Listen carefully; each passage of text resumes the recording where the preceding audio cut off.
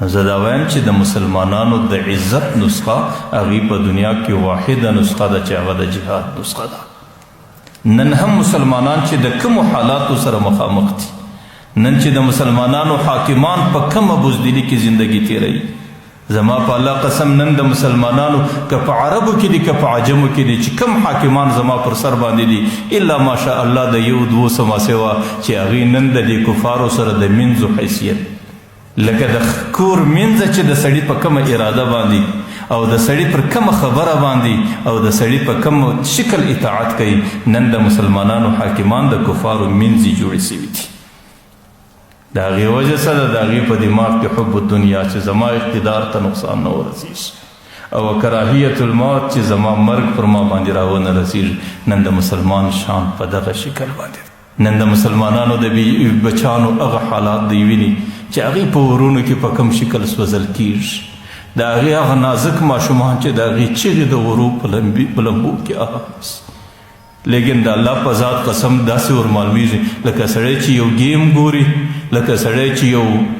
ډرامه ګوري، لکه سړی چې یو ساتیری ګوري، صرف په دې شکل باندې ورمعلومیږي. د هغې غیرت، د هغې وجدان، د هغې هغه اسلامي جذبه پر دې باندې یوه ذره په حرکت کې نه راځي. د هغې وجه دا ده چې د مسلمانانو د مزاجه سه هغه نسخه وتلې ده او چې کله هغه نسخه د مسلمان قوم په نصیب سوې نه وي دغه ورځې دغه حالات دغه ستړي به نور هم ډېرېږي. ځکه کوم جابرو قومونو چې د مسلمانانو پر مقدس مځکه باندې کومه حمله کړې ده، د دې متعلق زه دا خبره کوم چې جهاد د اسلام حکم دی او زموږ د شریعت کتابو دا خبرې لیکلي دي چې کله کافران پر مسلمانانو باندې حمله وکړي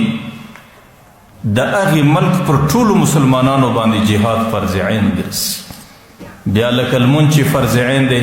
بیا لکه روژه چې فرض عین ده، بیا لکه زکات چې فرض عین دی، بیا لکه حج چې فرض عین دی، بیا بعینه په دغه شکل جهاد هم فرض عین دی. او که چیرې د هغې مځکې خلکو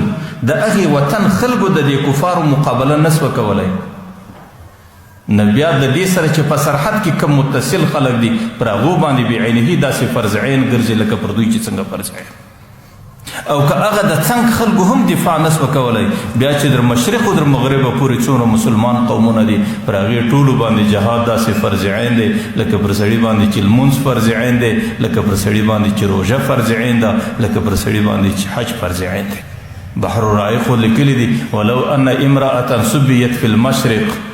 که چیرې د مسلمانانو یوه زنانه په مشرق کې د کافرانو په جیل کې پاته سي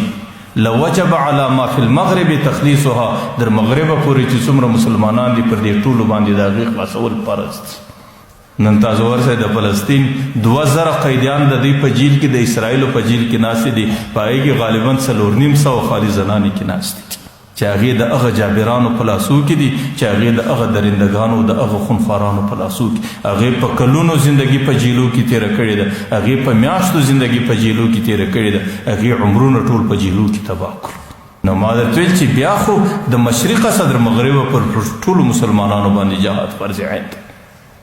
که کم سړی په لاس باندې ځان رسولی سي، په خپل جسم باندې هغه قرباني کولی سي او هغې ته لار خلاصوي، د هغې دپاره د جهاد هم دا یو شکل دی.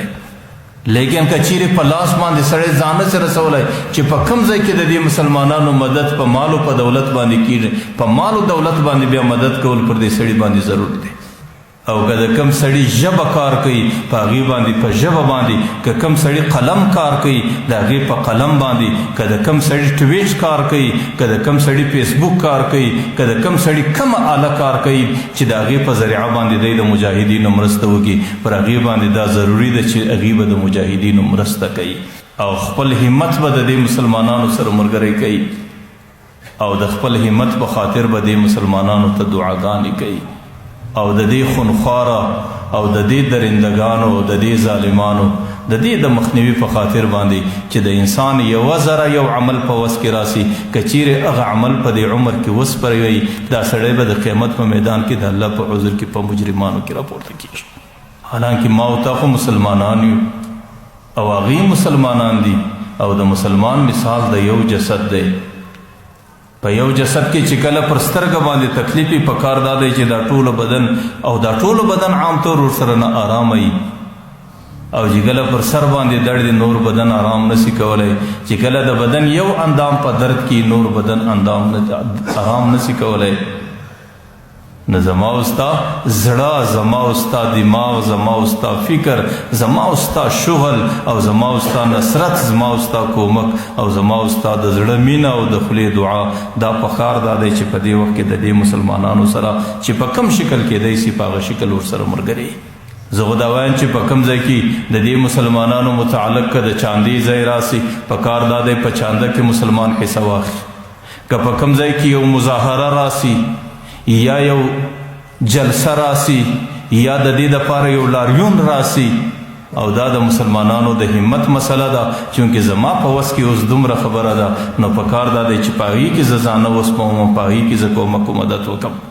او د هغه مسلمانانو سره د یکجهتۍ اظهار وکړم